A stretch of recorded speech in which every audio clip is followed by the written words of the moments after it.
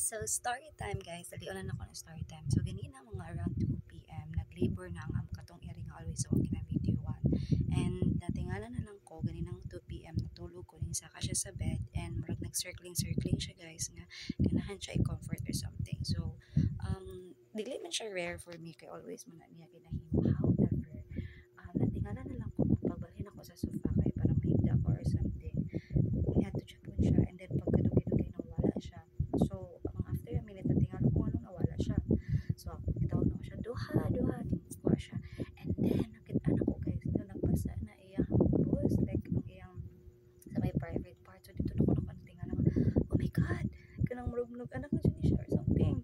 Pero natingala mo ko guys kay of course naanad naman gud ni sa mga iring na mo diri nga if mga anak sila it's either manakot sila or something ana makabalo na lang binang anak na sila but karon like lain jud kay kanang murag nangita jud siya kanang safety nest nga person nga makabalo nga manong anak ka siya. So what I did is gikuha na ko siya, gigugos na ko siya, gibutang na ko siya sa cage.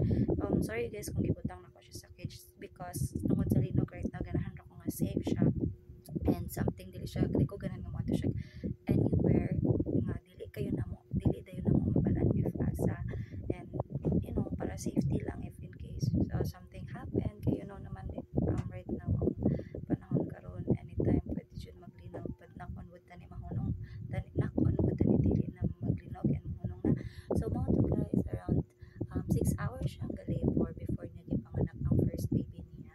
So ganinang 8 p.m. ning kaon ko gibalin ako siya sa my kitchen and pagbalin ako niya sa my kitchen paghuman ako kaon guys dito na nanganak na siya natingala ko siya circle and then utong siya maayo mga siguro makaunt ako mga 8 nga utong ning kuha na ang bata. So karon usa pa ka buok kitten and I think later continue siya feel ako nagbawi lang sa chick energy sa pagkakaroon and I think later mga naka continue and ako siya i-check later maybe after 30 minutes mag-digress ako.